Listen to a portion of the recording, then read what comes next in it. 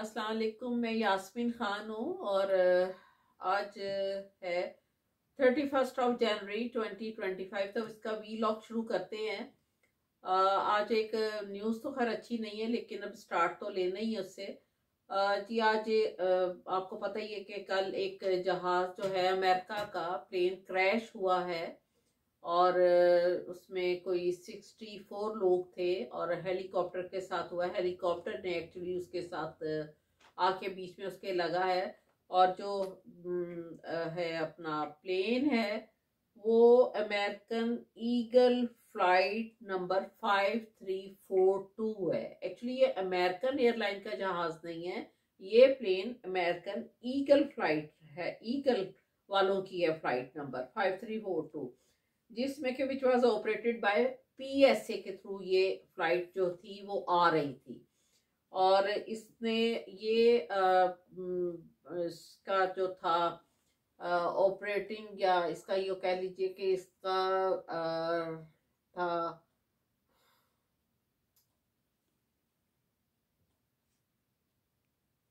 Kansas city से ये इसकी ऑपरेटिंग शुरू हुई है वहां से, और टेक ऑफ किया है कैंसस सिटी से। कैंसस सिटी एक्चुअली मसूरी की एक सिटी है, तो वहां से ये टेक ऑफ किया है और इसने लैंड कर रहा था ये वॉशिंगटन डीसी के पास रेगन नेशनल एयरपोर्ट पर। अब ये फ्लाइट तो बिल्कुल ठीक आई है और इसमें कोई प्रॉब्लम नहीं, इसकी लाइट्स भी नजर आ रही थी और इसकी लैंडिंग भी ठीक हो रही थी। लेकिन दूसरी साइड से एक हेलीकॉप्टर आया है जो कि ब्लैक हॉक के नाम से है। ये बेसिकली एक आर्मी का हेलीकॉप्टर है और वैसे तो ये बड़ा स्ट्रॉन्ग किस्म का बना हुआ है और इसमें बड़ी लेटेस्ट टेक्नोलॉजी के तहत बना हुआ है। लेकिन ये हेलीकॉप्टर वाले को आई डोंट नो कि नजर नहीं आया या उसको सिग्नल्स नहीं मिले, क्या प्रॉब्लम हुई है उसके साथ, जो कि इसको सामने इतना बड़ा प्लेन नजर नहीं आया। और वो चाहता तो अपने लेफ्ट राइट कहीं पर भी वो प्लेन को हेलीकॉप्टर को कुछ हिला सकता था, कर सकता था, थोड़ा सा मोड़ सकता था, लेकिन वो सीधा जाकर उसके बीच में लगा है और इस तरह इनका एक्सीडेंट हुआ है। तो आपको मैं छोटा सा एक वीडियो क्लिप दिखा रही हूँ, ये देखिए प्लीज। उसमें फिर उसके बाद मैं थोड़ी सी डिटेल आपको बताती हूँ। ये एक पिक्चर है मियाँ बीवी की, हस्बैंड वाइफ की।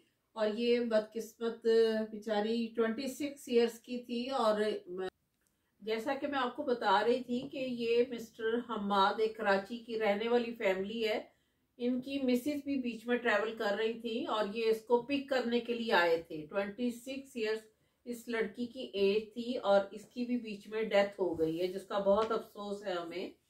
और आपने इसका भी क्लिप देखा है। तो इस तरह ये जो प्लेन क्रैश हुआ है इस पर ट्रम्प भी बहुत सख्त गुस्से में है और उसने बहुत इन्वेस्टिगेशन का कहा है कि इसकी इन्वेस्टिगेशन की जाए, ये क्यों हुआ है, क्योंकि होना नहीं चाहिए था।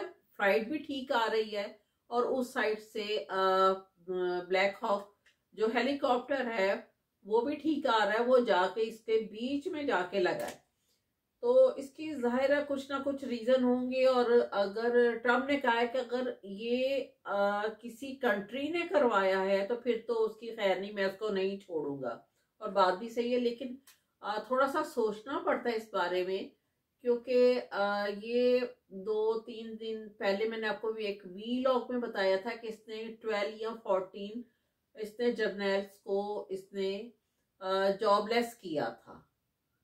तो उसके बाद एक इनके जो एक्स आर्मी चीफ थे उसका भी जितनी सिक्योरिटी थी वो भी इसने हटा दी थी ट्रम्प ने। तो अब बीच में कोई ऐसी बात भी हो सकती है, वो इन्वेस्टिगेशन कर रहे हैं कि ये क्या हुआ है और क्यों हुआ है। तो अगर कोई ऐसी बात निकली तो ट्रम्प बहुत जबरदस्त गुस्से में है कि इसका पता किया जाए, जब फ्लाइट भी ठीक आई और ये क्यों किया गया है और किसने करवाया है। तो इस तरह ये बहुत दुख की बात है और बहुत दुख हुआ है कि इतनी जानें, कीमती जानें जाया चली गई हैं। तो आपने अभी पाकिस्तानी लड़की भी देखी है, हम लोगों का भी उस फैमिली के साथ बहुत अफसोस है कि उसकी डेथ का उसके हस्बैंड के साथ, उसका हस्बैंड का नाम है हमाद, जिसकी मिसिस की बीच में डेथ हुई, और बाकी भी एथलीट थे, चैंपियंस थे बीच में, और रशिया के भी लोग थे काफ़ी इस तरह के बीच में, और यंगस्टर बहुत थे। तो इस सब के लिए बहुत अफसोस हुआ है। और जो बाकी दोनों जहाज जो थे, हेलीकॉप्टर भी और प्लेन भी, फिर उसके बाद उसमें चला गया है, रिवर में चला गया है। तो उसके लाशें भी वहां से भी 30 के करीब डेड बॉडीज इन्होंने निकाल ली हैं, और बाकी भी निकाल रहे हैं। तो वैसे ही वो हुआ। आजकल तो इतनी ठंड है, इतनी सर्दी में आपको पता है कि वो समुंदर का और दरिया का पानी भी फ्रीज हो जाता है। तो वैसे ही 2 मिनट उसमें कोई भी बॉडी जाएगी तो उसके तो ब्लड वैसे ही फ्रीज हो जाता है, उसने नहीं भी मरना तो मर जाता है। तो इस तरह ये बड़ा खौफनाक और ख़तरनाक हादसा हुआ है, जिसका बहुत ज़्यादा दुख है। और ये कोई 2009 में हुआ था, 15 साल बाद ये प्लेन क्रैश हुआ है अमेरिका में। तो ये आपको एक थोड़ी इसकी खबर दी है, लेकिन अफसोस के साथ दी है। तो अब दूसरा, इन्होंने पेंटागन के जो आपको बताया था कि आर्मी चीफ की सिक्योरिटी भी वापस ली है, जिसकी वजह से भी कुछ रीज़न पैदा हो सकता है। और जो 15 जर्नल 12 और 14 जर्नल्स को इन्होंने जॉबलेस किया है। अब कोई और भी वजह हो सकती है, इन्वेस्टिगेशन में सारी निकल आएगी। तो 2-3 दिन में सारा पता चल जाएगा। और उन्होंने ट्रम्प ने खिताब भी किया है पर्सनली। तो ये था। और फिर दूसरा, ईरान का है कि ईरान की फौज ने एक और भी काम किया कि उसने रोबोट और इस तरह के आर्टिफिशियल इंटेलिजेंस के जरिए जो है वो एक जंग के लिए एक तैयारी की है, कि इस तरह की चीज़ों को उसने सामने लाया कि इसके थ्रू भी वॉर लड़ी जा सकती है। तो ये इंटरनेशनल न्यूज़ में था। और बाकी अब थोड़ा सा डोमेस्टिक की तरफ आ जाते हैं, क्योंकि डोमेस्टिक में ऐसा है कि बिलावल जरदारी ने कहा है कि जी मुझे अमेरिका से इनविटेशन आया है। एक तो बिलावल को बड़े इनविटेशन आते हैं।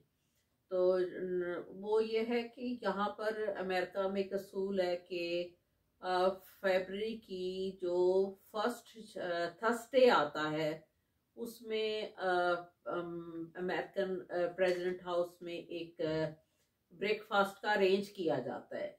ये हर साल ऐसे इनका एक दस्तूर है जो होता है। उसे कहते हैं कि नेशनल प्रेयर ब्रेकफास्ट। तो उसमें काफ़ी सारे लोगों को इनविटेशन दिया जाता है। तकरीबन 3-4 हज़ार लोग होते हैं, 3 से 4,000 लोग, इससे भी ज़्यादा कभी हो जाते हैं। तो उसमें इन लोगों को इनविटेशन भेजे जाते हैं, जैसे कि कुछ मिनिस्टर्स हैं या कुछ सीनियर ऑफिसर्स हैं, वीआईपी लोग हैं, एम्बेसडर हैं, इस तरह के लोगों को भेजे जाते हैं। तो फिर बहुत अच्छा ब्रेकफास्ट का अरेंज होता है। तो वो कहता है जी बिलावल कहता है मुझे ख़ास इनविटेशन आया और मैं जा रहा हूँ उस ब्रेकफास्ट को अटेंड करने के लिए। तो इसमें फिर अमेरिकन प्रेसिडेंट जो भी उस टाइम का होता है वो इसमें खिताब भी करता है, अपनी स्पीच करता है, और 2 बंदे करते हैं, और जो दूसरा होता है वो सरप्राइज रखा जाता है। तो मेरा ख्याल से अब सरप्राइजिंग पर्सन शायद वो बिलावल ही हो, जो वो आकर अपना खिताब करेगा। तो उसका पहले बताया नहीं जाता। तो इस तरह का उसने बयान दिया कि जी मुझे ख़ास उसमें बुलाया गया और मैं जा रहा हूँ। तो जा रहा होगा। तो दूसरा, इमरान रियाज खान साहब का पता चला है कि वो इंग्लैंड में पहुंच गए हैं, और अब पाकिस्तान से जाना नहीं चाहते थे, लेकिन उनको अपनी जान का ख़तरा था। तो वहाँ सेफली पहुंच गए हैं। काफ़ी मुख्तलिफ़ किस्म की कंट्री से होते होते बेचारे वहाँ पहुँच गए। लेकिन इनकी एब्सेंस में अभी ये ख़बर पता चली है कि इनका जो पाकिस्तान में है, लाहौर के पास के फार्म हाउस, उसको जला दिया गया है। तो इस तरह की चीज़ें होनी नहीं चाहिए। ये तो इंसान पर्सनल होकर किसी के साथ दुश्मनी करता है, किसी भी दुनिया के कानून में ऐसी चीज़ें नहीं होती और होनी भी नहीं चाहिए। तो इस तरह उनको डिस्टर्ब करने के लिए और उनके जो फार्म हाउस है उसको जला दिया गया है। खैर, और जरदारी साहब ने एक न्यूज़ ये भी है कि पीका तरमीमी बिल जो था उसको मंजूर कर लिया गया, जो उन्होंने साइन किए थे।